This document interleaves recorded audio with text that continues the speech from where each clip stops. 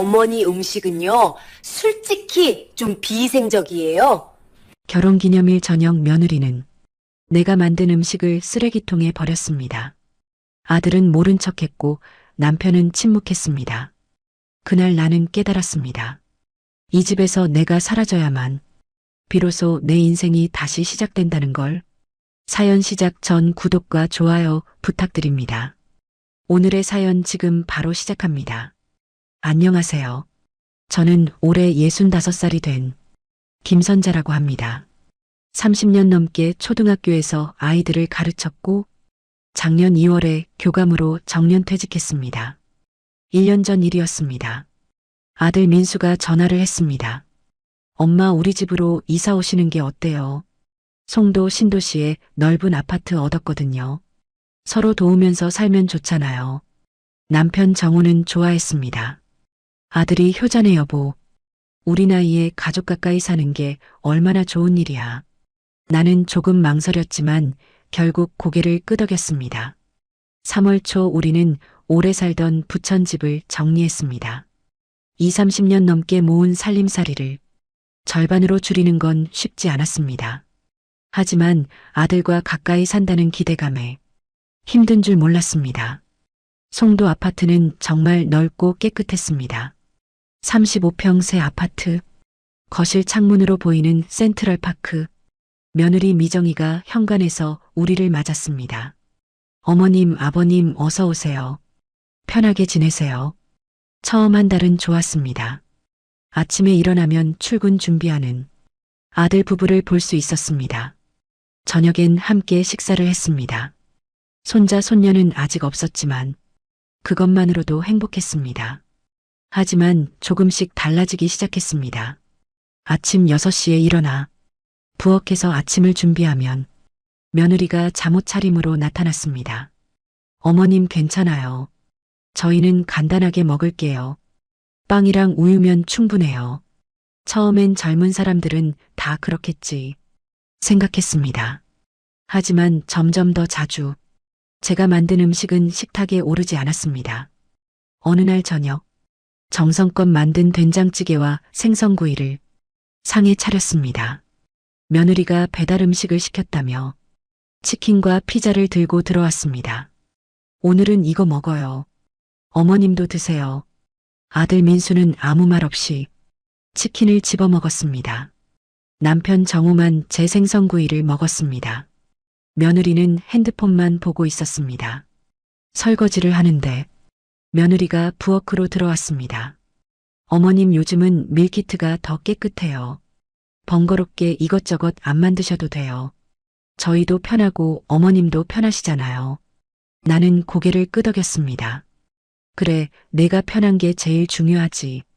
속으로는 뭔가 잘못되고 있다는 걸 느끼고 있었지만 참아야 한다고 생각했습니다. 주말이면 청소를 하려고 했습니다. 하지만 며느리가 막았습니다. 어머님 괜찮아요. 청소는 제가 할게요. 어머님은 쉬세요. 처음엔 고맙다고 생각했습니다.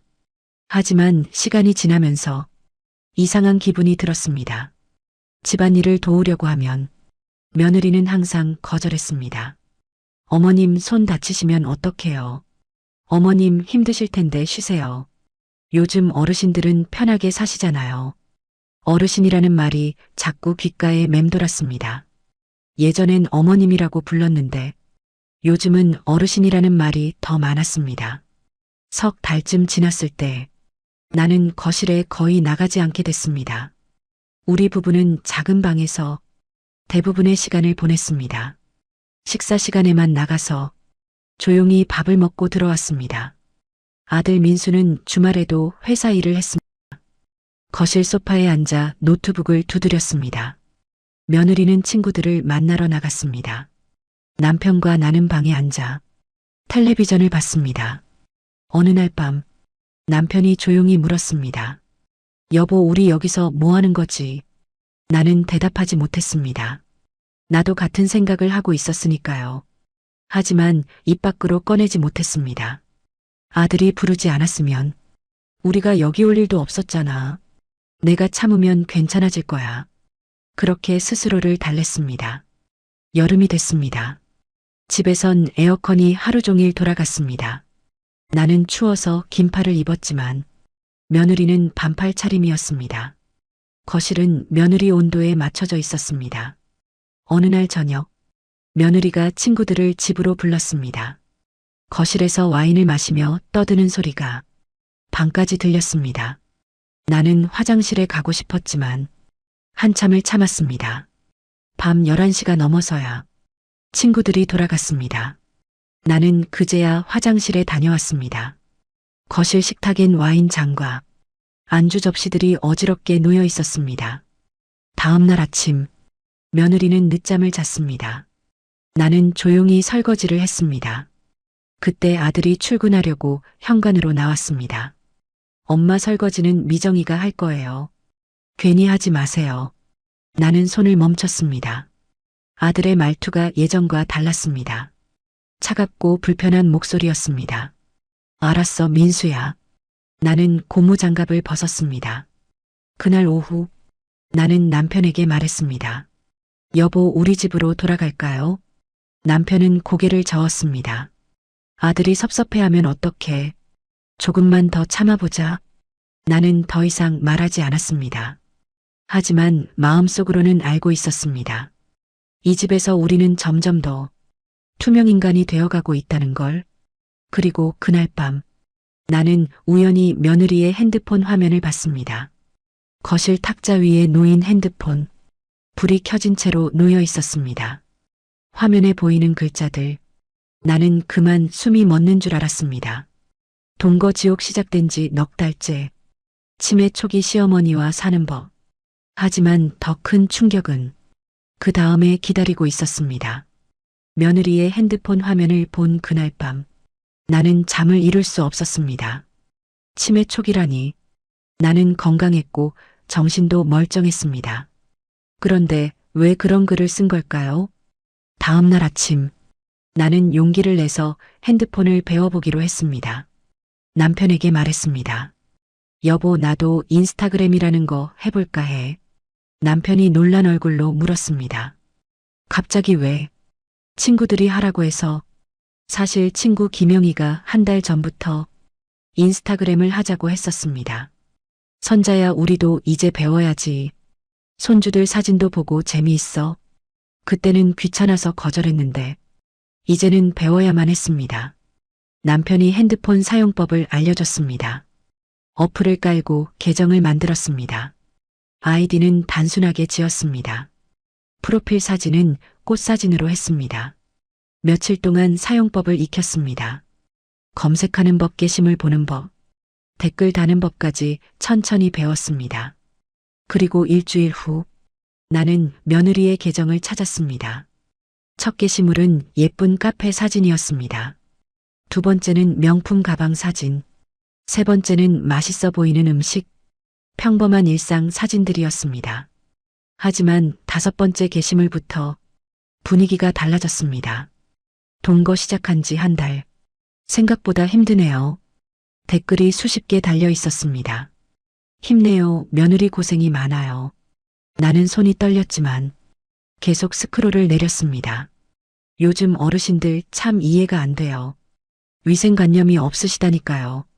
사진엔 제가 만든 음식이 흐릿하게 찍혀 있었습니다. 더 내려갔습니다.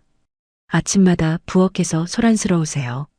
저희는 간단하게 먹고 싶은데 이해를 못하시네요. 댓글들이 더 충격이었습니다. 우리 시어머니도 그래요. 요양원 알아보세요. 건강할 때 떨어져 사시는 게 좋아요. 나는 화장실로 달려가 변기에 앉아 울었습니다. 소리 내지 않으려고 입을 막고 울었습니다. 며느리는 계속 글을 올렸습니다. 치매 초기 증상 같아요. 같은 말을 반복하세요. 냄새나는 음식을 계속 만드세요. 나는 같은 말을 반복한 적이 없었습니다. 냄새나는 음식도 만든 적 없었습니다. 그저 된장찌개, 생선구이 같은 평범한 집밥을 만들었을 뿐인데 사진도 있었습니다. 제가 만든 김치찌개 사진. 하지만 각도를 이상하게 찍어서 지저분해 보이게 만들었습니다. 이런 걸 매일 해놓으세요. 저희는 안 먹는데. 음식물 쓰레기만 늘어나요. 댓글은 계속 달렸습니다. 시어머니 진짜 힘들겠다. 남편한테 말해요. 단호하게 선 그어야 해요. 나는 일주일 동안 밤마다 며느리의 인스타그램을 봤습니다. 새 게시물이 올라올 때마다 가슴이 무너져 내렸습니다. 오늘도 음식을 버렸어요. 제가 만든 음식만 드시면 좋을 텐데 고집이 너무 세세요.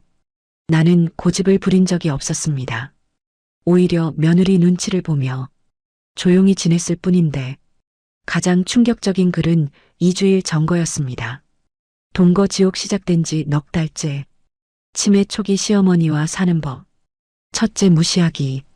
둘째 거리두기. 셋째 내 생활 지키기. 댓글엔 응원이 가득했습니다. 잘하고 있어요. 며느리가 희생할 필요 없어요. 본인 인생 사세요. 나는 핸드폰을 던지고 싶었습니다. 하지만 꾹 참고 계속 봤습니다. 맘카페에도 같은 글이 올라와 있었습니다. 시어머니 내쫓기 프로젝트. 내쫓기라는 말에 나는 온몸이 얼어붙었습니다. 프로젝트란 말이 너무 잔인했습니다. 댓글엔 구체적인 방법들이 적혀 있었습니다. 음식 거절하기, 청소 못하게 하기, 대화 최소화하기, 불편한 티 내기. 며느리는 댓글마다 하트를 눌렀습니다. 감사해요. 도움됐어요. 이렇게 해볼게요. 나는 며느리가 실행한 걸 알 수 있었습니다. 제가 만든 음식을 거절한 것, 청소를 못하게 막은 것, 대화를 피한 것, 모두 계획이었습니다. 어느 날 밤, 나는 남편에게 핸드폰을 보여줬습니다. 여보, 이것 좀 봐요. 남편은 며느리의 인스타그램을 봤습니다. 얼굴이 점점 굳어졌습니다. 한참을 보던 남편이 말했습니다. 젊어서 그래. 요즘 애들은 다 그렇게 스트레스 푼다. 너무 심각하게 받아들이지 마. 나는 할 말을 잃었습니다. 남편마저 며느리 편을 드는 것 같았습니다. 여보, 이게 스트레스 푸는 거예요. 나를 치매 환자로 만들고 있어요. 남편은 한숨을 쉬었습니다. 그래도 가족인데 내가 참아줘. 아들이 힘들어할까봐 걱정돼. 나는 더 이상 말하지 않았습니다. 남편도 결국 아들 편이었습니다. 이 집에서 내 편은 아무도 없었습니다. 다음 날 나는 아들에게 조심스럽게 말했습니다. 민수야, 엄마 할 말이 있는데. 아들이 귀찮다는 표정으로 물었습니다. 뭐예요, 엄마? 미정이가 인터넷에 글을 올렸더라. 엄마를 치매 환자라고. 아들의 표정이 싸늘하게 변했습니다. 엄마, 왜 남의 핸드폰을 봐요? 그게 요즘 예의예요. 나는 어안이 벙벙했습니다. 민수야, 그게 중요한 게 아니라. 아들이 말을 끊었습니다. 엄마가 예민한 거 아니에요. 미정이도 스트레스 받으니까 그런 거잖아요. 엄마는 스트레스 안 받아. 목소리가 떨렸지만 계속 말했습니다. 엄마를 거짓말쟁이로 만들고 있어. 아들이 짜증을 냈습니다. 엄마, 그만해요. 미정이한테 미안하다고 하세요. 핸드폰 몰래 본 거. 나는 아무 말도 할 수 없었습니다. 아들이 돌아서서 방으로 들어갔습니다. 쾅 하고 문 닫는 소리가 들렸습니다. 그날 밤 며느리가 우리 방 앞을 지나가며 말했습니다. 어머님, 저 서운해요. 제 사생활을 왜 보세요? 목소리는 조용했지만 차갑게 식어 있었습니다. 나는 대답하지 못했습니다. 입을 열면 울음이 터질 것 같았습니다. 며느리는 그대로 자기 방으로 들어갔습니다. 남편이 내 손을 잡았습니다. 여보, 미안해. 내가 같이 못 지켜줘서. 남편도 눈물을 글썽였습니다. 우리는 그날 밤 서로 꼭 안고 울었습니다. 60이 넘은 나이에 아들 집에서 눈치 보며 우는 게 너무 비참했습니다. 그리고 한 달이 더 지났습니다. 상황은 나아지지 않았습니다. 오히려 더 나빠졌습니다. 며느리는 인사도 하지 않았습니다. 아들은 우리를 피했습니다. 나는 매일 방에 갇혀 지냈습니다. 밖에 나가고 싶었지만 거실을 지나가는 게 두려웠습니다. 그리고 마침내 그날이 다가왔습니다. 결혼 40주년 기념일. 내 인생에서 가장 비참한 날이 시작되고 있었습니다. 결혼 40주년 기념일 아침. 나는 새벽 5시에 일어났습니다. 오늘만큼은 가족이 함께 식사를 하고 싶었습니다. 장을 보러 나갔습니다. 마트에서 제일 좋은 한우를 샀습니다. 갈비찜을 만들 거였습니다. 남편이 제일 좋아하는 음식이었습니다. 새우도 샀습니다. 큼지막한 것으로 10마리, 마늘과 버터로 구워서 새우 요리를 만들 계획이었습니다. 사과도 6개 샀습니다. 파이를 만들려고요. 남편이 결혼 첫날 말했었죠. 당신 사과파이가 세상에서 제일 맛있어. 집으로 돌아와 부엌에 섰습니다. 갈비를 손질하고 양념을 만들었습니다. 간장, 설탕, 다진 마늘, 배즙, 정성껏 하나하나 계량했습니다. 압력솥에 갈비를 넣고 끓였습니다. 김이 모락모락 올라오는 걸 보니 옛날 생각이 났습니다. 각 결혼해서 신혼집 부엌에 서 있던 나.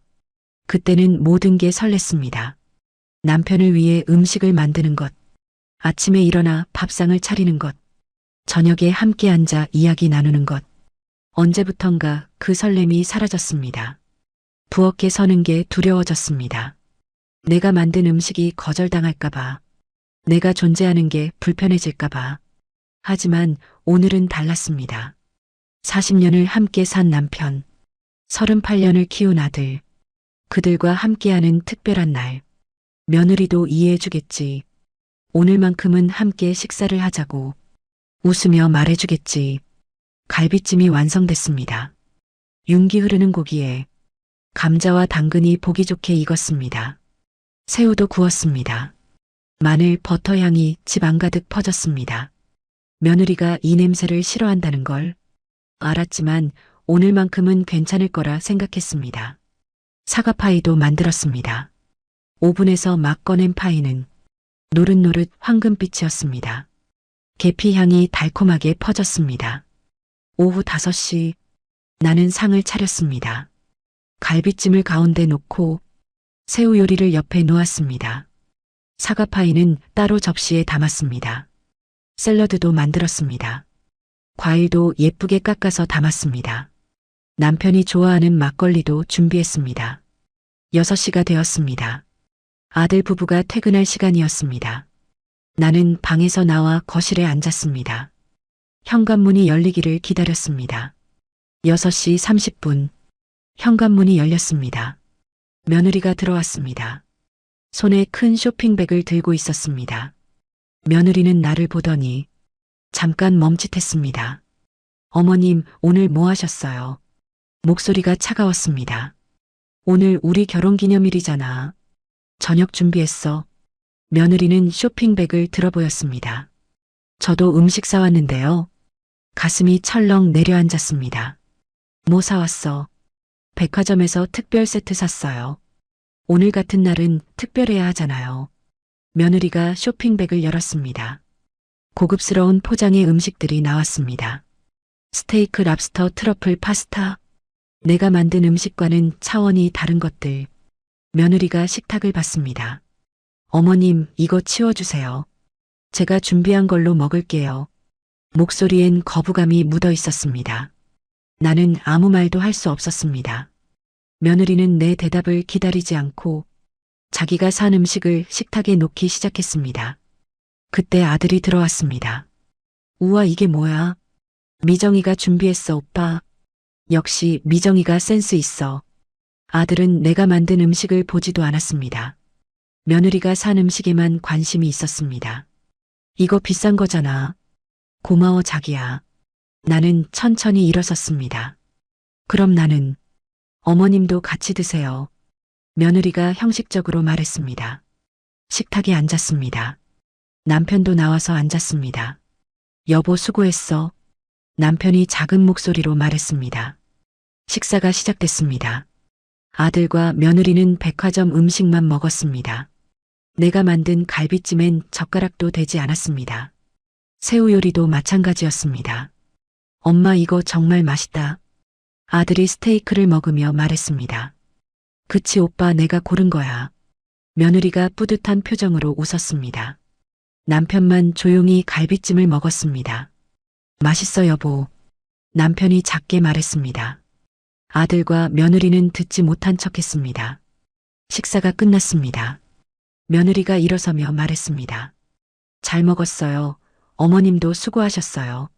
하지만 눈빛은 차가웠습니다. 나는 설거지를 하려고 부엌으로 갔습니다. 싱크대 앞에 서니 눈물이 났습니다. 하지만 울 수 없었습니다. 거실에서 웃음소리가 들렸으니까요. 접시를 씻으며 생각했습니다. 내가 뭘 잘못한 걸까? 왜 내 정성은 거절당하는 걸까? 왜 내가 만든 음식은 쓰레기가 되는 걸까? 설거지를 마치고 나니 모두 자기 방으로 들어갔습니다. 거실엔 나와 남편만 남았습니다. 여보, 미안해. 남편이 말했습니다. 괜찮아요. 나는 웃으려고 애썼습니다. 우리 방 들어가자. 남편이 내 손을 잡았습니다.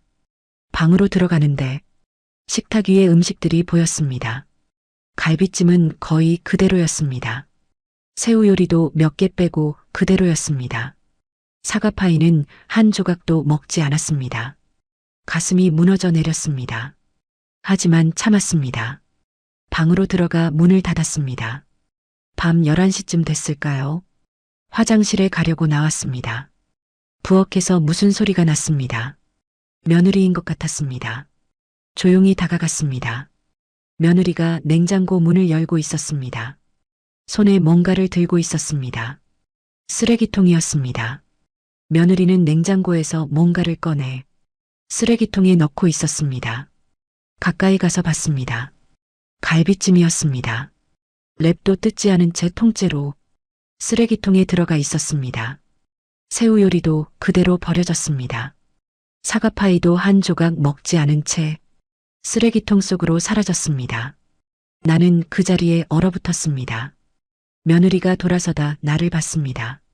잠깐 놀란 표정을 지었지만 곧 무표정해졌습니다. 왜 이렇게 버려요? 내 목소리가 떨렸습니다. 아무도 안 먹잖아요. 며느리는 태연하게 말했습니다. 그럼 미리 말을 하던가. 냉장고 자리만 차지해요. 내일이면 상할 텐데. 나는 쓰레기통을 들여다봤습니다. 오늘 하루 종일 만든 음식들이 비닐봉지에 담겨 버려져 있었습니다. 내가 하루 종일 만든 건데. 어머니, 며느리가 나를 똑바로 쳐다봤습니다. 요즘은 어르신들도 눈치껏 사세요. 저희가 원하지 않는 걸 왜 자꾸 만드시는 거예요? 머리가 하얗게 변했습니다. 며느리의 말이 귀에 박혔습니다. 눈치껏 살라는 말, 원하지 않는다는 말. 미정아. 그리고요, 어머니. 며느리가 말을 끊었습니다. 제 인스타그램 보신 거 알아요. 다들 제 편이던데요. 어머니가 이상한 거예요. 나는 할 말을 잃었습니다. 며느리는 쓰레기통 뚜껑을 덮고 자기 방으로 돌아갔습니다. 나는 그 자리에 주저앉았습니다. 차가운 부엌 바닥에 앉아 쓰레기통을 바라봤습니다. 40년 결혼, 하루 종일 정성껏 만든 음식이 쓰레기통에 버려진 날, 그날 밤 나는 결심했습니다. 이제 더는 참지 않겠다고, 이 집에서 나가겠다고. 그날 밤 나는 방으로 돌아왔습니다. 남편은 잠들어 있었습니다. 나는 조용히 침대 끝에 앉았습니다. 눈물이 흘러내렸습니다. 소리 내지 않으려고 입을 막았습니다. 하지만 어깨가 들썩였습니다. 40년을 함께 산 남편 옆에서 나는 혼자 울고 있었습니다. 새벽 3시쯤 됐을까요? 남편이 깼습니다. 여보, 왜 그래? 남편이 놀라서 일어났습니다. 나 이제 못 살겠어요. 처음으로 솔직하게 말했습니다. 여기서 나가고 싶어요. 남편이 나를 꼭 안았습니다. 미안해, 여보. 내가 너무 안일했어. 남편도 울먹였습니다. 나도 다 알고 있었어. 알고 있었어요. 응, 며느리 인스타그램. 민수가 한 달 전에 보여줬어. 나는 남편을 쳐다봤습니다. 그럼 왜 아무 말도? 가족이 깨질까봐. 남편이 고개를 숙였습니다. 우리가 참으면 괜찮아질 줄 알았어. 민수가 아직 어리다고 생각했어. 며느리도 적응하면 나아질 거라고. 남편의 목소리가 떨렸습니다. 근데 오늘 쓰레기통 보니까 이건 아니더라고. 내가 너무 비겁했어. 우리는 한참을 안고 울었습니다. 60이 넘은 부부가 아들 집에서 쫓겨나듯 나가야 한다는 게 너무 서러웠습니다. 여보, 우리 어디로 가요? 부천 집은 전세 줬잖아요. 남편이 잠시 생각하더니 말했습니다. 호텔이라도 가자. 호텔이요? 응, 일단 나가자. 그리고 천천히 생각하자. 다음 날 아침, 나는 조용히 짐을 쌌습니다.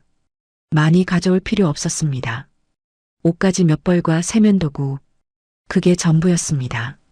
남편도 자기 짐을 챙겼습니다. 우리는 말없이 짐을 꾸렸습니다. 방문을 열고 나오니 거실이 조용했습니다.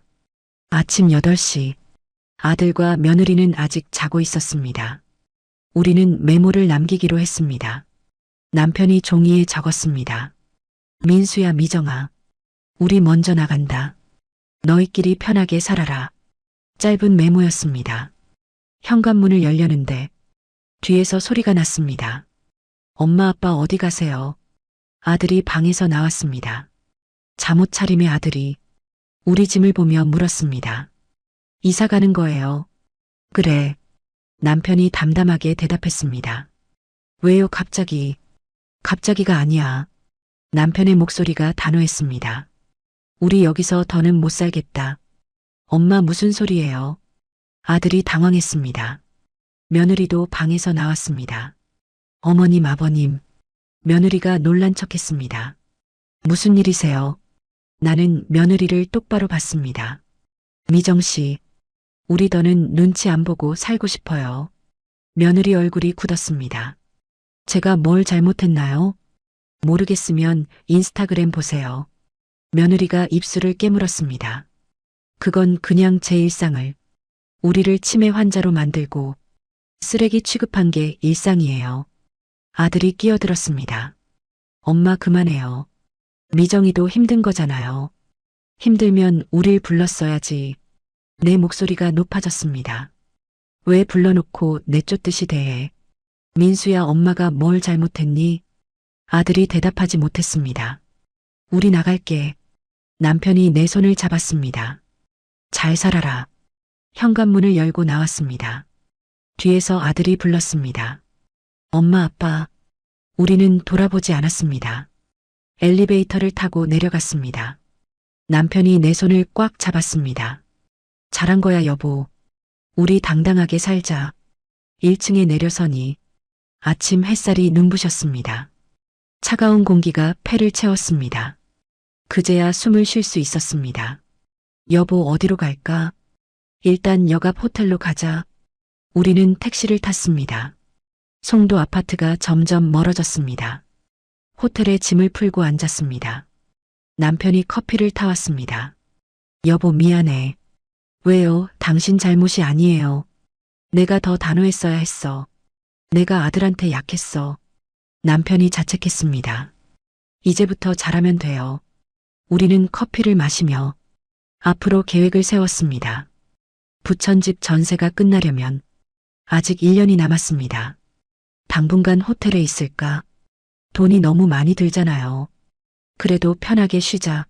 알았어요. 오후에 아들한테 전화가 왔습니다. 받지 않았습니다. 문자도 왔습니다. 엄마, 아빠 어디세요? 연락 주세요. 남편이 답장을 보냈습니다. 우리 괜찮으니 걱정 마라. 천천히 연락할게. 며칠이 지났습니다. 우리는 호텔에서 조용히 지냈습니다. 아침에 일어나 산책을 하고 오후엔 영화를 보러 갔습니다. 이상했습니다. 송도 아파트에선 숨이 막혔는데 여기선 숨을 쉴 수 있었습니다. 눈치 볼 사람이 없었으니까요. 일주일쯤 지났을 때 내 핸드폰에 낯선 번호로 전화가 왔습니다. 여보세요. 고모나 태연이야. 태연이었습니다. 내 남동생의 아들. 변호사로 일하는 조카였습니다. 태연아, 고모 무슨 일 있으시죠? 민수한테 들었어요. 고모부랑 집 나오셨다고. 나는 사실대로 말했습니다. 며느리 인스타그램 이야기, 쓰레기통에 버려진 음식 이야기, 눈치 보며 살았던 이야기. 태연이 한참 듣더니 말했습니다. 고모, 제가 도와드릴게요. 괜찮아, 태연아. 아니에요. 이건 아니에요. 고모 혹시 증거 있으세요? 증거, 내 인스타그램 캡처나 녹음 같은 거요. 나는 깜짝 놀랐습니다. 녹음. 그러고 보니 나는 지난 석 달 동안 녹음을 해왔습니다. 처음엔 내 기억이 맞나 확인하려고 스마트폰 녹음 앱을 켰었습니다. 며느리가 나를 치매 환자라고 하니까 내가 정말 같은 말을 반복하는지 확인하고 싶었습니다. 그렇게 시작한 녹음이 어느새 습관이 됐습니다. 며느리와 대화할 때마다 앞치마 주머니에 핸드폰을 넣고 녹음 버튼을 눌렀습니다. 태연아 녹음은 있어. 정말요 고모. 응석 달치쯤 태연의 목소리가 달라졌습니다. 고모 그거 제게 보내주실 수 있어요? 왜? 제가 한번 검토해 볼게요. 태연아 괜찮아. 아니에요 고모. 이건 명백한 학대예요. 정서적 학대도 처벌 대상이에요. 나는 놀랐습니다. 학대라는 단어. 내가 학대를 당했다는 생각은 한 번도 해본 적이 없었습니다. 고모 파일 보내주세요. 제가 정리해서 다시 연락드릴게요. 그리고 고모. 태연이 잠시 멈췄다가 말했습니다. 며칠만 기다려주세요. 제가 준비할 게 있어요. 전화를 끊고 남편에게 말했습니다. 여보 태연이가 도와준대요. 뭘 도와준다고? 잘 모르겠어요. 근데 여보. 왜? 우리 정말 괜찮아질까요? 남편이 내 손을 잡았습니다. 괜찮아질 거야. 이번엔 내가 지켜줄게. 그날 밤 나는 핸드폰에 저장된 녹음 파일을 태연에게 전부 보냈습니다. 총 36개, 석 달 동안의 기록이었습니다. 파일을 보내고 나니 가슴이 두근거렸습니다. 무슨 일이 일어날지 알 수 없었지만 뭔가 달라질 것 같은 예감이 들었습니다. 그리고 이틀 후 태연에게서 전화가 왔습니다. 고모 내일 시간 되세요. 왜? 제가 고모 모시러 갈게요. 어디 가는데? 고모 이제 당당하게 사실 거예요. 태연의 목소리가 확신에 차 있었습니다. 다음 날 아침 10시 호텔 로비에서 태연을 만났습니다. 깔끔한 정장 차림의 태연이 서류 가방을 들고 서 있었습니다. 고모 고모부 안녕하세요. 태연아 그래. 차 이쪽이에요. 주차장으로 가는데 검은색 세단이 보였습니다. 생각보다 고급스러운 차였습니다. 태연아 이거 내 차야. 내 작년에 샀어요. 차에 타고 출발했습니다. 어디 가는 거니? 고모 깜짝 놀라실 거예요. 태연이 미소를 지었습니다. 차는 인천에서 벗어나 경기도 쪽으로 향했습니다. 1시간쯤 달렸을까요? 남양주에 도착했습니다. 주변이 점점 조용해졌습니다. 전원주택들이 보이기 시작했습니다. 태연아 여기가 어디야? 곧 도착해요. 차가 한 골목으로 들어섰습니다. 양쪽으로 나무들이 늘어서 있었습니다. 끝에 큰 대문이 보였습니다. 철문이 자동으로 열렸습니다. 안으로 들어가니 넓은 정원이 펼쳐졌습니다. 잔디가 깔린 마당, 예쁜 꽃들이 피어 있는 화단, 그 너머로 하얀색 2층 집이 보였습니다. 여기가 어디야? 나는 놀라서 물었습니다. 고모 집이에요. 뭐? 차에서 내렸습니다. 현관문이 열리며 누가 나왔습니다. 어머니와 아버지였습니다. 엄마 아빠, 나는 달려가 부모님을 안았습니다. 딸아 고생했구나. 어머니가 내 등을 두드렸습니다. 여기가 어떻게 된 거예요? 내 이름으로 된 집이야. 아버지가 말했습니다. 안으로 들어갔습니다. 거실이 넓고 밝았습니다. 햇살이 창문으로 들어왔습니다. 따뜻한 느낌의 인테리어였습니다. 딸아, 우리가 5년 전부터 준비했어. 준비요. 너 정년 퇴직하면 선물하려고. 어머니가 설명했습니다. 송도 간다고 해서 보류했는데 태연이한테 연락받고 바로 청소하고 정리했어. 나는 어안이 벙벙했습니다. 이게 다 제 거예요. 그래, 내 명이야. 아버지가 고개를 끄덕였습니다. 근데 엄마 아빠는 어떻게? 우리도 여기 살 거야. 옆집에 우리 집 있어. 부모님이 웃으며 말했습니다. 같이 살면서 서로 돕자. 이번엔 진짜로. 나는 눈물이 났습니다. 부모님이 나를 꼭 안았습니다. 고생 많았어, 우리 딸. 태연이 서류를 꺼냈습니다. 고모, 이것 좀 보세요. 이게 뭐니? 고모명의 재산 목록이요. 서류를 펼쳤습니다. 이 집 외에도 부모님이 제 이름으로 해놓은 게 많았습니다. 적금, 예금, 주식 합치면 상당한 금액이었습니다. 엄마, 이게 다. 그래, 내가 평생 가르치느라 고생했잖아. 우리가 모은 거 다 넣어주는 거야. 나는 할 말을 잃었습니다. 송도 아파트에서 눈치 보며 살던 내가 사실은 이런 걸 가진 사람이었다니. 그리고 고모. 태연이 다른 서류를 꺼냈습니다. 이건 뭐야? 고모 직함이요. 서류엔 이렇게 적혀 있었습니다. 한빛교육재단 이사장 김선자. 한빛교육재단. 외할아버지가 20년 전에 만드신 거예요. 고모가 정년하시면 이사장 맡으시라고. 나는 재단 이름을 들어본 적이 있었습니다. 장학금으로 유명한 곳이었습니다. 전국 200개 학교에 매년 100명 이상 학생을 후원한다고 들었습니다. 내가 그 재단 이사장이라고. 내 원래 외할아버지가 이사장이셨는데 작년에 고모한테 넘기셨어요. 고모가 몰라서 제가 대신 일했어요. 머리가 복잡했습니다. 나는 송도 아파트에서 며느리한테 무시당하며 살았는데 사실은 재단 이사장이었다니. 그리고 고모. 태연이 핸드폰을 꺼냈습니다. 며느리 회사 아세요? 응, 외국계 화장품 회사. 거기 청소년 마케팅 프로젝트. 우리 재단이 후원하고 있어요. 뭐? 태연이 화면을 보여줬습니다. 협찬 계약서였습니다. 한빛교육재단에서 며느리 회사에 1억을 후원했습니다. 며느리가 담당하는 프로젝트예요. 그 돈으로 급여도 받고 성과도 인정받았대요. 나는 어이가 없었습니다. 며느리는 나를 무시하면서 내 돈으로 일했던 거였습니다. 태연아, 이제 어떻게 하면 돼? 고모 결정하세요. 후원 계속할지 중단할지. 나는 잠시 생각했습니다. 며느리에게 복수하고 싶었습니다. 하지만 동시에 프로젝트를 받는 아이들도 생각났습니다. 태연아, 내 고모. 후원은 계속하되 담당자를 바꿔달라고 해. 알겠습니다. 태연이 고개를 끄덕였습니다. 그리고 이거요. 태연이 또 다른 서류를 꺼냈습니다. 고모가 보내신 녹음 파일. 전부 분석했어요. 명예훼손 성립 가능해요. 정서적 학대도 인정될 수 있어요. 원하시면 고소할 수 있어요. 나는 남편을 쳐다봤습니다. 남편이 내 손을 잡았습니다. 여보, 내가 결정해. 태연아, 일단 보류해줘. 네. 대신 민수한테는 알려줘. 우리가 이런 증거를 갖고 있다고.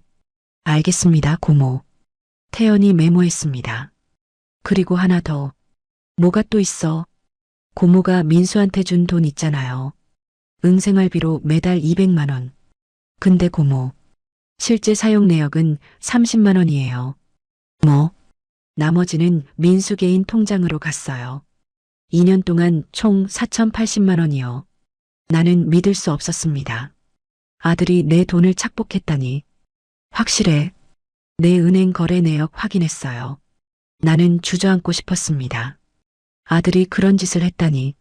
남편도 얼굴이 하얗게 질렸습니다. 고모, 이것도 횡령이에요. 고소하실 수 있어요.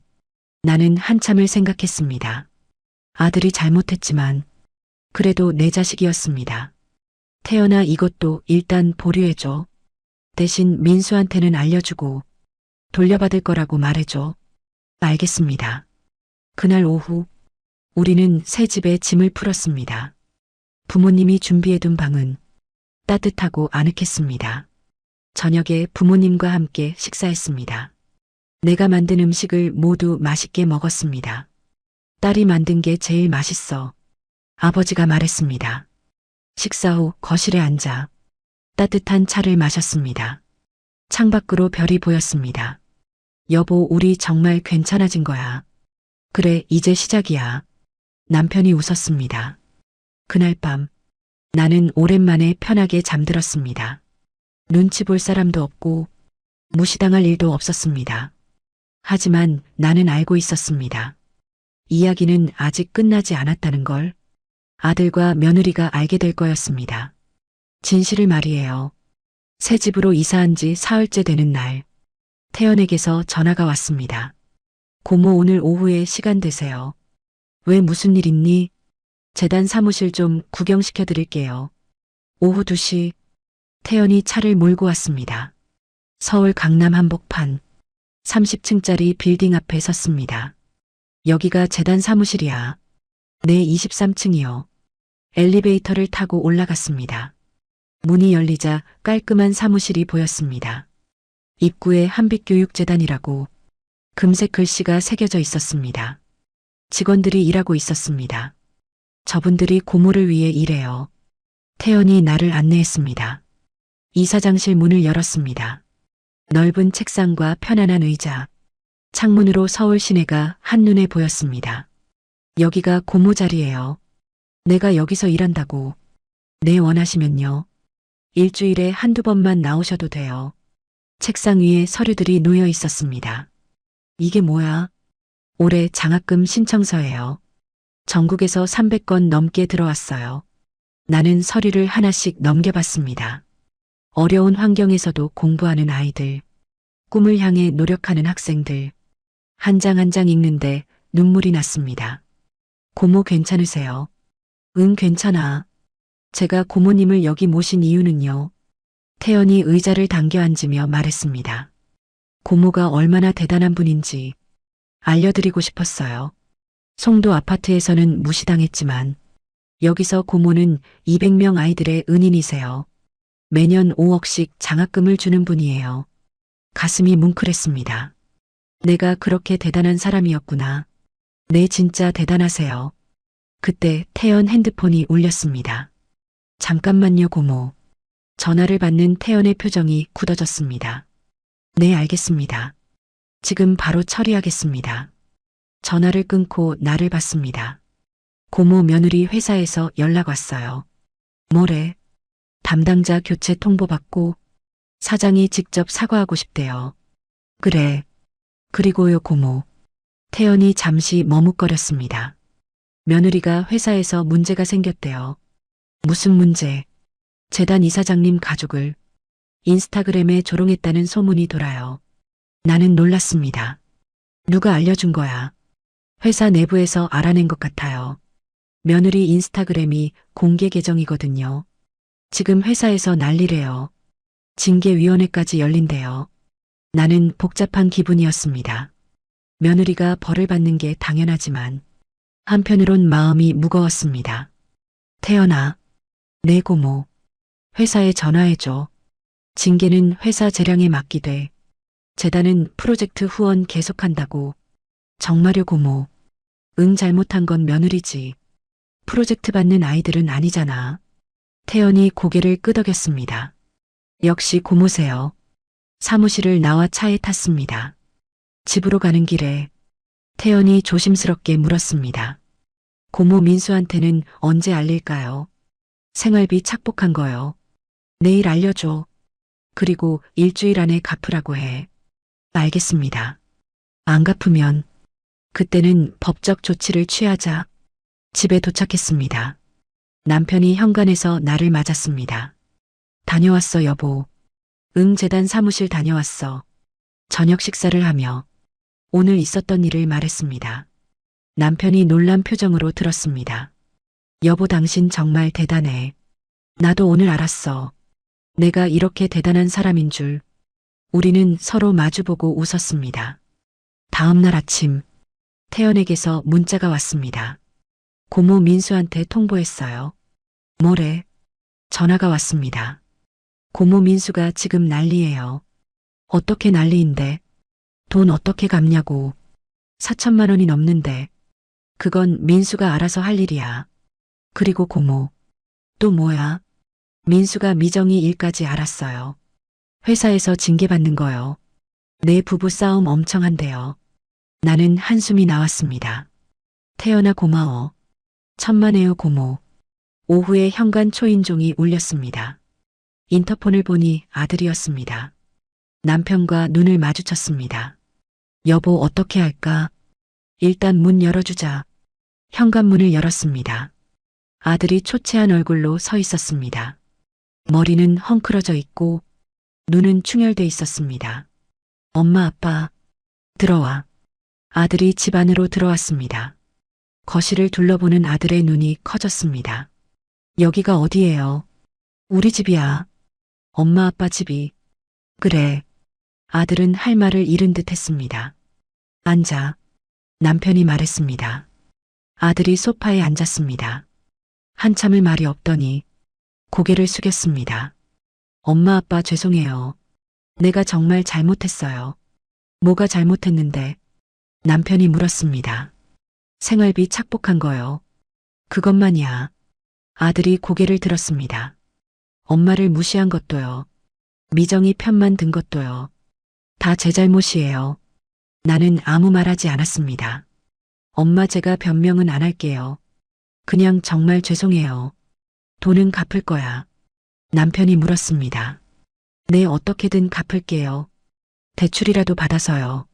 미정이는 내가 처음으로 물었습니다. 회사에서 지금 힘들어요. 징계위원회 넘어갔대요. 그래. 엄마, 근데 어떻게? 아들이 조심스럽게 물었습니다. 어떻게 엄마가 재단 이사장이에요? 어떻게 이런 집이 있어요? 알 필요 없어. 남편이 차갑게 말했습니다. 너희는 엄마를 무시했잖아. 재산이 있든 없든 엄마는 존중받아야 할 사람이야. 아들이 울먹였습니다. 아빠, 정말 죄송해요. 지금 와서 미안하다고 하면 뭐해. 그래도 해야죠. 엄마, 아빠 용서해 주세요. 아들이 무릎을 꿇었습니다. 나는 가슴이 찢어졌습니다.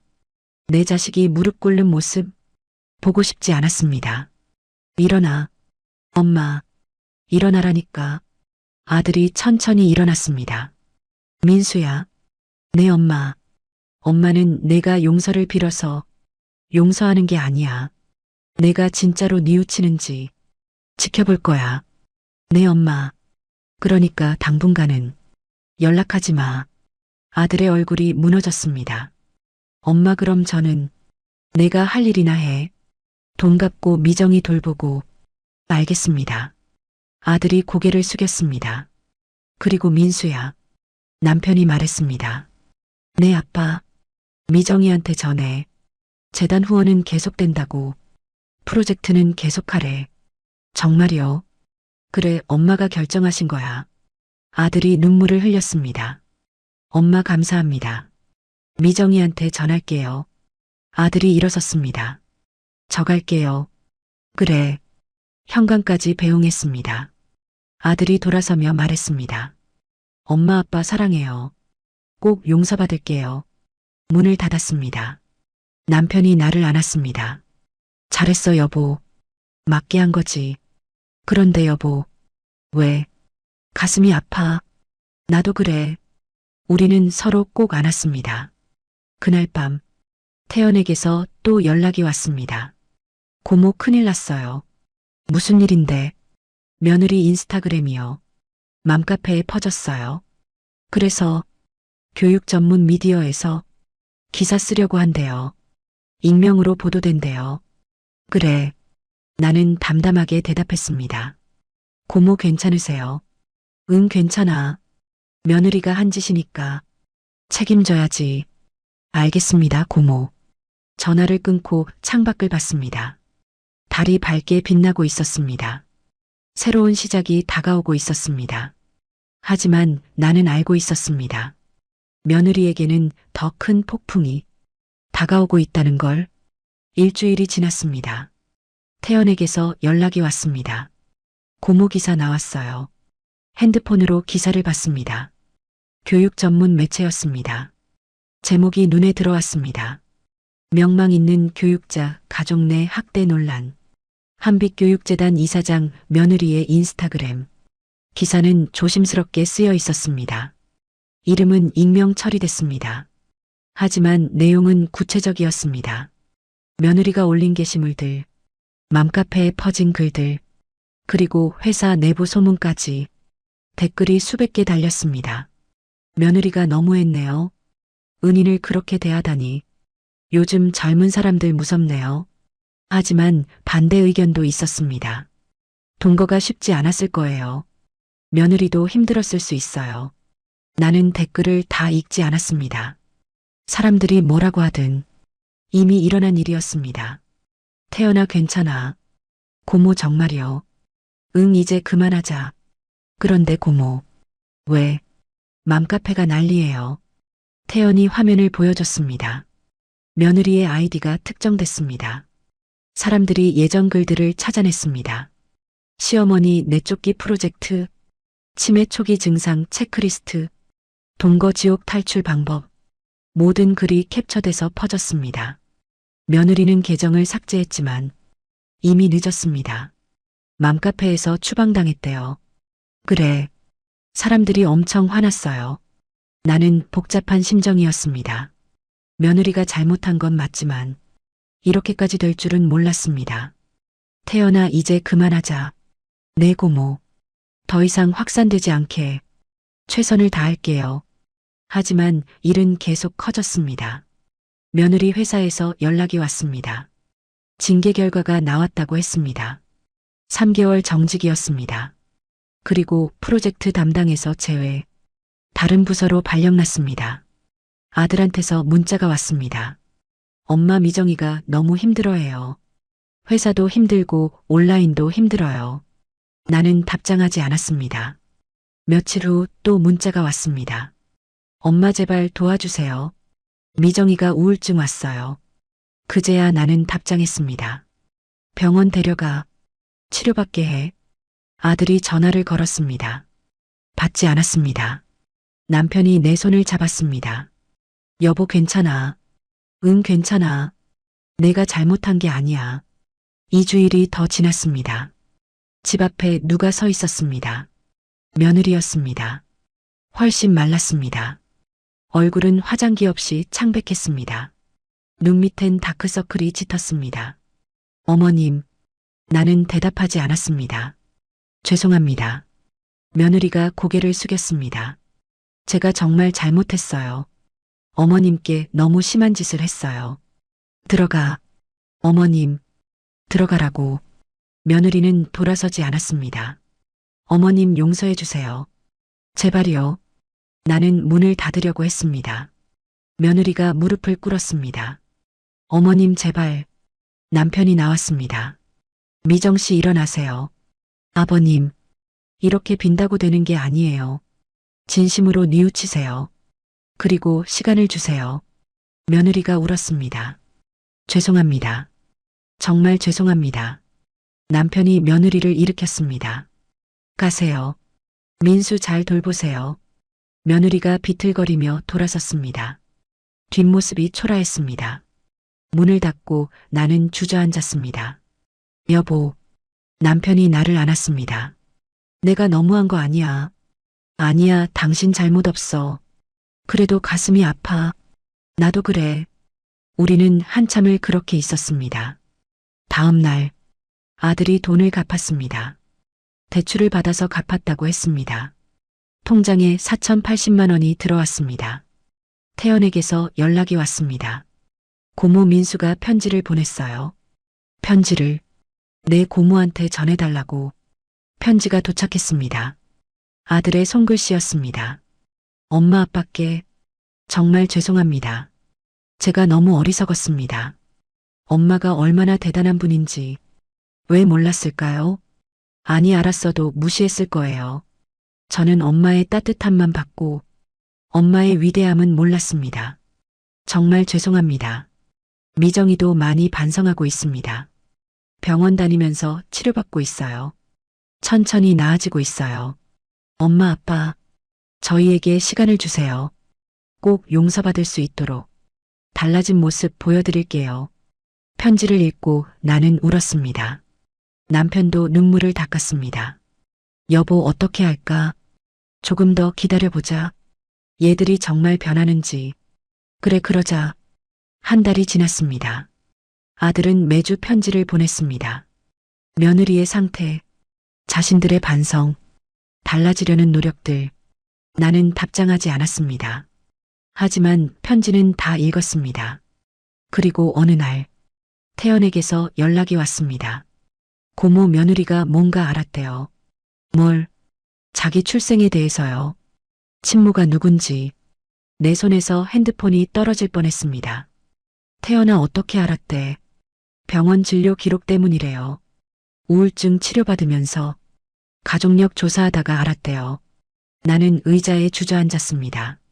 며느리가 알게 될 거라고 생각은 했지만 이렇게 빨리 알게 될 줄은 몰랐습니다. 고모 며느리가 지금 고모 집 앞에 있어요. 현관으로 뛰어갔습니다. 인터평을 보니 며느리가 대문 앞에 서 있었습니다. 손에 서류 봉투를 들고 있었습니다. 문을 열었습니다. 며느리가 눈물범벅이 된 얼굴로 서 있었습니다. 어머님, 목소리가 떨렸습니다. 어머님이 제 은인이셨어요. 며느리가 서류를 꺼냈습니다. 고아원 후원 기록이었습니다. 30년 전부터 시작된 기록. 제가 다닌 고아원. 어머님이 후원하셨어요. 제 학비도, 생활비도. 며느리가 무릎을 꿇었습니다. 어머님, 제가 어떻게... 나는 며느리를 일으켰습니다. 일어나세요. 어머님, 들어와요. 며느리를 안으로 들였습니다. 거실 소파에 앉혔습니다. 남편이 물을 가져왔습니다. 며느리는 한참을 울었습니다.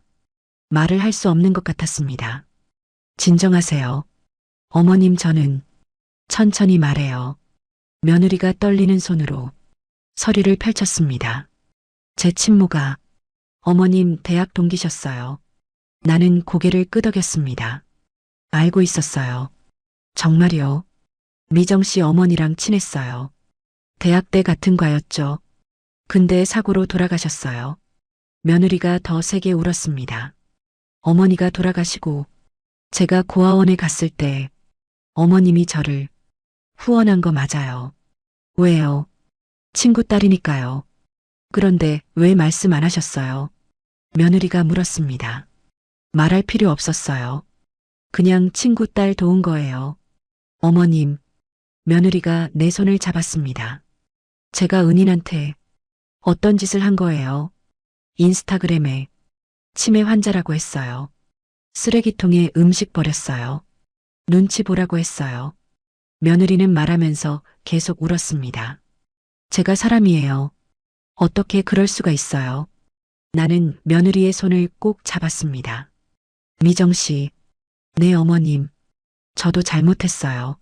네, 제가 미리 말했어야 했어요. 우리가 누군지. 아니에요 어머님. 어머님은 잘못 없으세요. 제가 잘못했어요. 며느리가 바닥에 엎드렸습니다. 용서해 주세요. 정말 죄송해요. 나는 며느리를 일으켰습니다. 미정 씨 일어나요. 어머님, 용서는 시간이 필요해요. 하지만 미정 씨, 네, 당신도 피해자예요. 네, 어려서 부모 잃고 혼자 자란 거잖아요. 며느리가 고개를 들었습니다. 힘들었죠. 며느리가 울먹였습니다. 네, 정말 힘들었어요. 고아원에서 자라면서 항상 부러웠어요. 다른 애들은 부모 있는데 저만 없었어요. 그래서 민수 만났을 때 너무 좋았어요. 따뜻한 가족이 생기는 줄 알았어요. 근데 왜 우리를 밀어냈어요? 남편이 물었습니다. 그게 며느리가 고개를 숙였습니다. 무서웠어요. 뭐가? 가족이요. 저는 가족이 뭔지 몰랐어요. 어떻게 대해야 하는지, 어떻게 사랑받는지. 그래서 먼저 밀어냈어요. 버림받기 전에 제가 먼저. 나는 며느리를 안았습니다. 미정 씨, 어머님, 이제 배워요. 가족이 뭔지, 어떻게 사랑하는지. 며느리가 내 품에서 울었습니다. 감사합니다. 어머님, 그날 며느리는 오래 있었습니다. 우리는 이야기를 많이 했습니다. 며느리의 어린 시절, 고아원에서의 생활, 외로웠던 순간들, 제가 인스타그램에 글 쓴 것도 관심받고 싶어서였어요. 사람들이 제 편이라고 하니까 처음으로 인정받는 기분이었어요. 하지만 그게 거짓이었어요. 어머님을 거짓으로 만들었어요. 정말 죄송해요. 저녁 때 아들도 왔습니다. 우리는 함께 식사를 했습니다. 내가 만든 음식이었습니다. 며느리가 먼저 젓가락을 들었습니다. 어머님 맛있어요. 진심이 담긴 목소리였습니다. 정말요? 네, 정말 맛있어요. 왜 이제야 알았을까요? 식사 후 거실에 앉았습니다. 아들이 말했습니다. 엄마, 아빠, 저희 다시 시작해도 될까요? 나는 남편을 봤습니다. 남편이 고개를 끄덕였습니다. 천천히 해보자. 정말요? 응하지만. 네, 아빠. 이번엔 진짜 가족으로. 네, 알겠습니다. 아들과 며느리가 고개를 숙였습니다. 며느리가 가방에서 뭔가 꺼냈습니다. 공책이었습니다.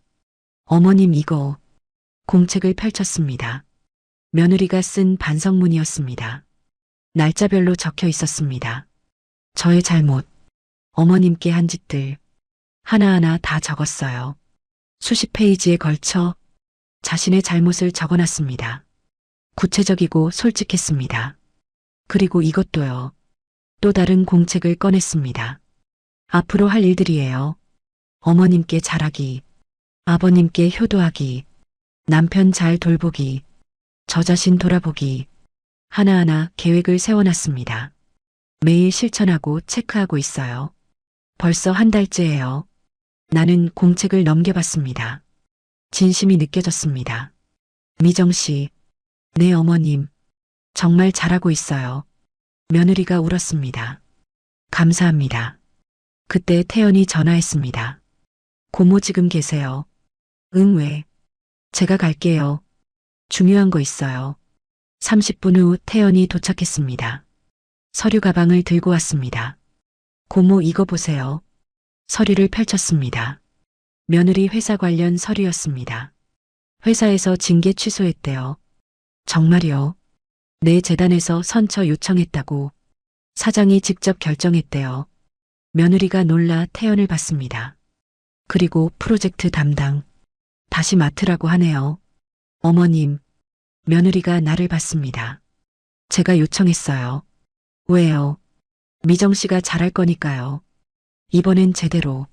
며느리가 또 울었습니다. 그리고 또 있어요. 태연이 다른 서류를 꺼냈습니다. 맘카페에서 사과문 올렸대요. 미정 씨를 너무 몰아붙였다고 사과하고 계정 복구해줬대요. 며느리가 고개를 저었습니다. 필요 없어요. 네. 저는 다시 안 해요. 인스타그램도 맘카페도. 진짜요? 태연이 물었습니다. 네, 이제 진짜 가족하고 시간 보내고 싶어요. 아들이 며느리 손을 잡았습니다. 미정아 고마워. 오빠 미안해. 우리는 늦은 시간까지 이야기했습니다. 가족이 뭔지, 어떻게 함께 사는지 천천히 배워가기로 했습니다. 아들 부부가 돌아가며 말했습니다. 엄마 아빠 정말 감사해요. 다시 기회 주셔서 우리도 노력할게. 믿어줘. 남편이 말했습니다. 현관까지 배웅했습니다. 며느리가 마지막으로 말했습니다. 어머님, 네.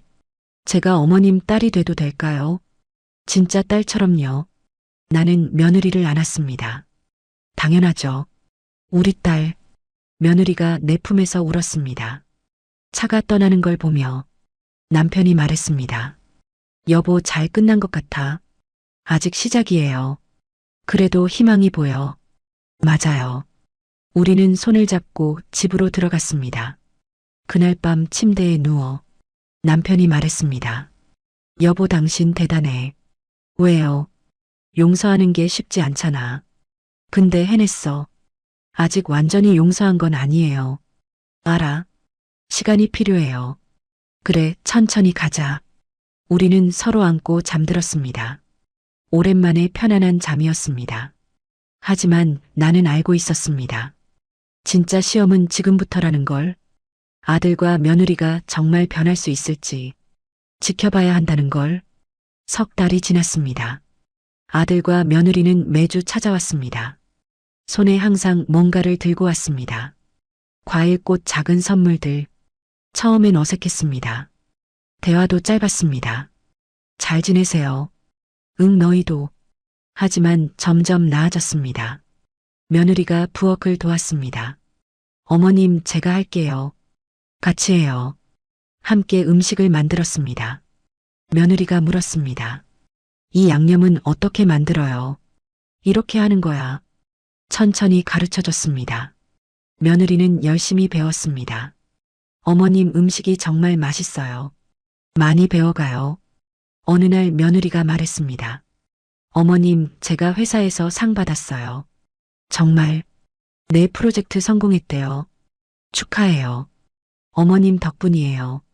내가 잘한 거지. 아니에요. 어머님이 기회 주셨잖아요. 며느리가 봉투를 꺼냈습니다. 이거 받으세요. 이게 뭐예요? 상금이요, 절반이요. 왜 이걸 나한테? 어머님이 받으셔야 해요. 제 인생 바꿔주신 분이니까요.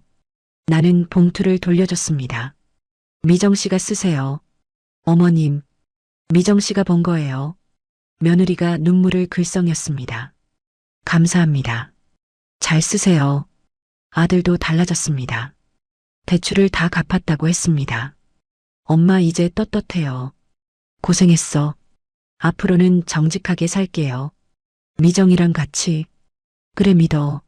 어느 주말 아들 부부가 점심을 먹으러 왔습니다. 며느리가 가방에서 앨범을 꺼냈습니다. 어머님 이거 보세요. 앨범을 펼쳤습니다.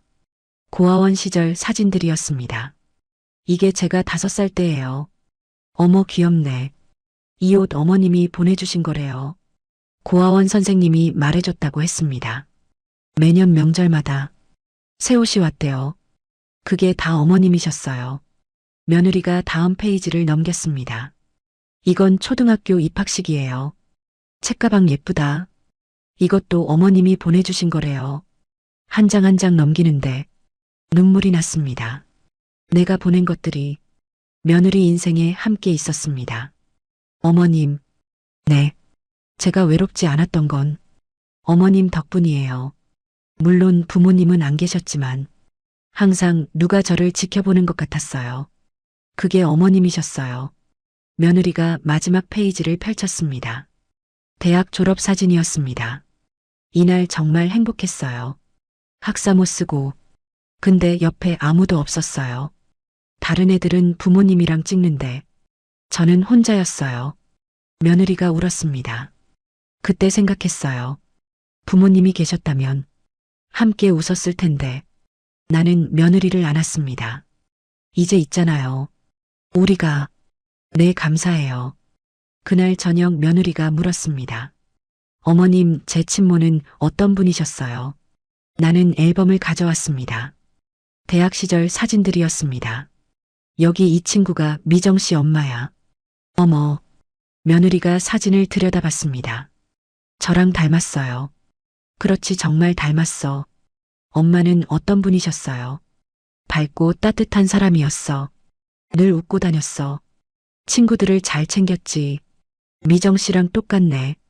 며느리가 고개를 들었습니다. 제가요. 응, 예전엔 몰랐는데 요즘 보니까 닮았어. 웃을 때 특히. 며느리가 웃었습니다. 엄마 이야기 더 해주세요. 그래.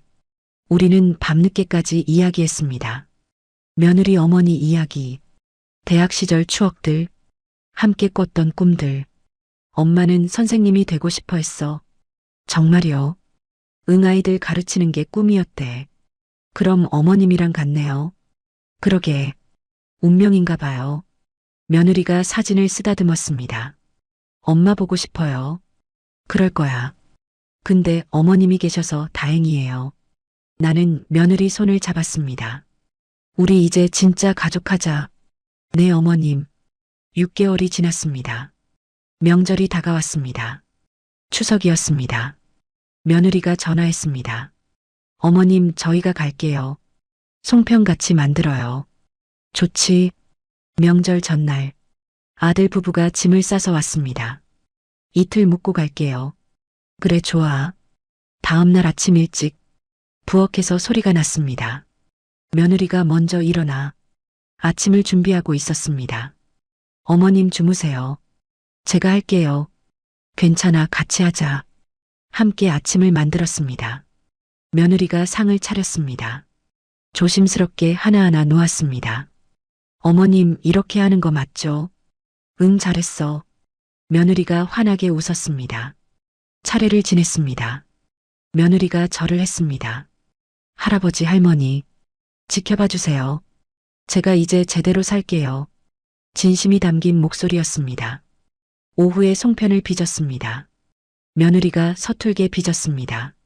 어머님, 이거 왜 이렇게 터져요? 힘 조절을 해야지. 천천히 가르쳐 줬습니다. 며느리가 점점 나아졌습니다. 어머님, 이거 봐요, 예쁘죠? 그래, 잘했어. 저녁에 온 가족이 모였습니다. 부모님도 오셨습니다. 외할아버지, 외할머니, 며느리가 인사했습니다. 오, 미정이 왔구나. 네, 할아버지. 우리 손녀 잘 지냈어. 며느리가 눈물을 글썽였습니다. 할아버지, 할머니 생겨서 좋아요. 부모님이 며느리를 안았습니다. 저녁 식사를 했습니다. 모두 함께 둘러앉아 맛있게 먹었습니다. 미정이가 만든 송편이야. 정말 맛있네. 아버지가 칭찬했습니다. 며느리가 부끄러워했습니다. 어머님이 가르쳐 주셨어요. 그래도 내가 잘했어. 식사 후 거실에 모였습니다. 아들이 말했습니다. 엄마, 아빠. 응, 저희 소식이 있어요. 무슨 소식? 아들과 며느리가 손을 잡았습니다. 미정이가 임신했어요. 정말. 나는 벌떡 일어났습니다. 축하해. 남편도 기뻐했습니다. 며느리가 배를 쓰다듬었습니다. 아직 2달이에요. 할머니, 할아버지 되시는 거예요. 나는 며느리를 안았습니다. 고마워. 제가 더 감사하죠. 이제 진짜 가족이 되는 거예요. 며느리가 울었습니다. 우리 벌써 가족이야. 네, 맞아요. 그날 밤 침대에 누워 남편이 말했습니다. 여보, 우리 할머니, 할아버지 된대. 그러게요. 믿기지 않아. 저도요. 그래도 기뻐. 저도 기뻐요. 여보. 왜요? 고생했어. 당신도요. 우리는 손을 잡았습니다. 이제 다 잘 될 거야. 네, 그럴 거예요. 창밖으로 달이 밝았습니다. 평화로운 밤이었습니다. 하지만 나는 알고 있었습니다. 앞으로도 쉽지 않을 거라는 걸, 가족은 만들어가는 거라는 걸, 우리는 계속 노력해야 한다는 걸, 그래도 괜찮았습니다. 함께 갈 수 있다면 천천히 가도 괜찮았습니다. 1년이 지났습니다. 봄이 왔습니다. 정원의 꽃들이 피기 시작했습니다. 며느리는 임신 9개월이 되었습니다. 배가 많이 불렀습니다. 어머님 힘들어요. 조금만 참아 곧 만나잖아. 아들은 매일 퇴근 후 찾아왔습니다. 엄마, 미정이 좀 봐주세요.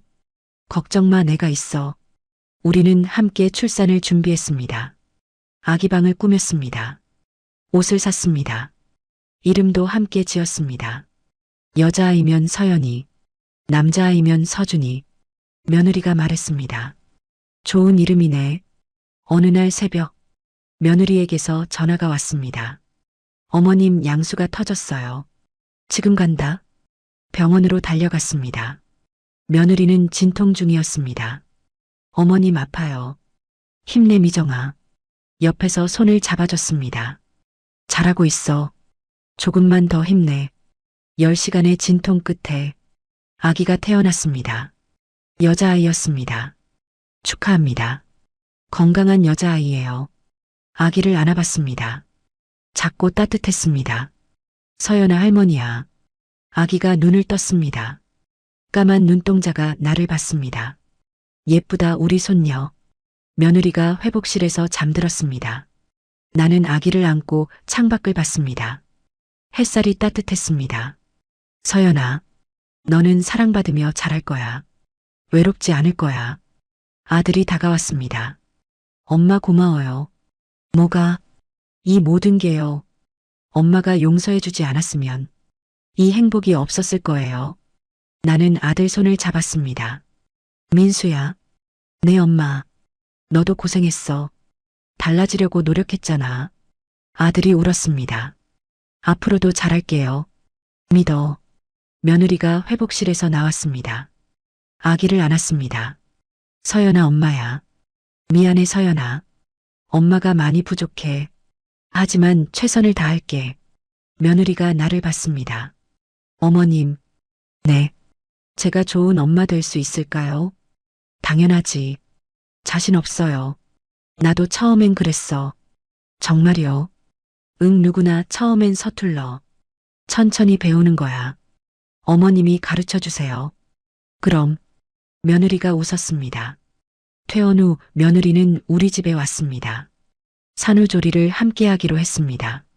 어머님 패 끼쳐요. 무슨 소리 가족인데. 매일 아침 미역국을 끓였습니다. 며느리가 맛있게 먹었습니다. 어머님 미역국이 최고예요. 많이 먹어. 함께 아기를 돌봤습니다. 기저귀 가는 법, 젖 먹이는 법, 재우는 법. 이렇게 안아주면 돼. 네, 어머님. 며느리가 열심히 배웠습니다. 밤에 아기가 울면 함께 일어났습니다. 어머님, 제가 할게요. 같이 하자. 새벽에 젖을 먹이고 기저귀를 갈고 다시 재웠습니다. 어머님 힘드시죠? 아니야, 행복해. 저도요. 며느리가 웃었습니다. 어머님 덕분에 제가 엄마가 됐어요. 석 달이 지났습니다. 서연이가 많이 자랐습니다. 웃기 시작했습니다. 할머니, 소리를 내는 것 같았습니다. 주말마다 온 가족이 모였습니다. 부모님도 오셨습니다. 증손녀 보러 왔어. 할아버지, 할머니, 서연이를 아는 부모님이 행복해 하셨습니다. 이쁘다, 우리 서연이. 태연도 왔습니다. 고모 축하해요. 고마워, 태연아. 서연이 예뻐요. 삼촌이 선물 사왔어. 태연이 큰 상자를 내밀었습니다. 아기 옷과 장난감이었습니다. 너무 많이 샀다. 괜찮아요, 고모. 조카니까요. 거실은 웃음소리로 가득했습니다. 아기 웃음소리, 어른들 웃음소리, 따뜻한 오후였습니다. 저녁 식사를 준비했습니다. 며느리가 도왔습니다. 어머님, 이건 제가 할게요. 고마워. 함께 음식을 만들었습니다. 며느리가 많이 늘었습니다. 요리가 재미있어요. 그치? 어머님이랑 같이 하면 더 재미있어요. 나도 그래. 식탁을 차렸습니다. 모두 둘러앉았습니다. 남편이 말했습니다. 감사 기도할게요. 오늘 이렇게 모인 것, 건강한 것, 서로 사랑하는 것, 모두 감사합니다. 잘 먹겠습니다. 함께 식사를 했습니다. 내가 만든 음식을 모두 맛있게 먹었습니다. 어머님 갈비찜 최고예요. 며느리가 말했습니다. 많이 먹어. 네. 엄마 나물도 맛있어. 아들이 말했습니다. 고마워. 식사 후 설거지를 했습니다. 며느리가 함께 했습니다. 어머님, 제가 할게요. 같이 하자. 설거지를 하며 이야기했습니다. 미정아. 네, 어머님. 행복해. 네, 정말 행복해요. 나도 그래. 어머님. 응. 제가 잘할 수 있을까요? 엄마로서요. 잘하고 있어. 자신 없어요. 누구나 그래. 하지만 사랑하잖아. 그게 제일 중요한 거야. 며느리가 울먹였습니다. 어머님 사랑해요. 나도 사랑해. 우리는 서로 안았습니다. 저녁에 모두 거실에 모였습니다. 서연이가 바닥에 누워 있었습니다. 다리를 허우적거렸습니다. 뒤집기 연습하나 봐. 어머, 귀여워. 모두 지켜봤습니다. 서연이가 몸을 틀었습니다. 한 번, 두 번. 마침내 뒤집었습니다. 와. 모두 박수를 쳤습니다. 잘했어, 서연아. 아기가 웃었습니다. 해맑은 웃음이었습니다. 그 웃음을 보며 우리도 웃었습니다. 밤이 깊었습니다. 손님들이 돌아갔습니다. 아들 가족도 집으로 갔습니다. 어머님, 다음 주에 또 올게요. 그래, 조심히 가. 안녕히 계세요. 대문이 닫혔습니다. 남편과 나만 남았습니다. 거실을 정리했습니다. 여보, 행복하지? 응, 정말 행복해. 고생했어. 당신도. 침대에 누웠습니다. 남편이 내 손을 잡았습니다. 여보, 왜? 우리 잘 이겨냈어. 그러게. 힘들었지. 많이 힘들었어. 근데 이겨냈잖아. 응, 자랑스러워. 나도. 창밖으로 별이 보였습니다. 달도 밝았습니다. 고요한 밤이었습니다. 나는 생각했습니다. 1년 전 그날, 쓰레기통에 버려진 음식을 보던 날, 그날의 나는 무너져 있었습니다. 존재의 의미를 잃었습니다. 살아갈 이유를 몰랐습니다. 하지만 지금은 달랐습니다. 나는 다시 일어섰습니다. 당당하게 살고 있었습니다. 가족도 되찾았습니다. 아들도 며느리도. 이제는 진짜 가족이었습니다. 완벽하지는 않았습니다. 가끔 서로 상처를 주기도 했습니다. 하지만 우리는 노력했습니다. 용서하고 이해하고 함께 나아갔습니다. 그게 가족이었습니다. 내일도 부엌에 설 것입니다. 아침을 준비할 것입니다. 하지만 이제는 달랐습니다. 눈치 보며 서는 게 아니라 사랑하는 사람들을 위해 서는 것, 존중받으며 당당하게 서는 것. 나는 이제 알았습니다. 내가 얼마나 소중한 사람인지, 내가 얼마나 사랑받는 사람인지. 65살에 다시 시작한 인생. 더 늦지 않았습니다. 오히려 지금이 가장 아름다웠습니다. 남편이 잠들었습니다. 편안한 숨소리가 들렸습니다. 나도 눈을 감았습니다. 내일이 기다려졌습니다. 가족과 함께할 시간이, 손녀와 보낼 시간이, 행복한 마음으로 잠들었습니다. 끝까지 시청해 주셔서 감사합니다. 좋아요 버튼으로 마음을 표현해 주세요. 그리고 구독과 알림 설정까지 해주시면 앞으로도 더 감동적이고 재미있는 이야기로 찾아뵙겠습니다. 감사합니다.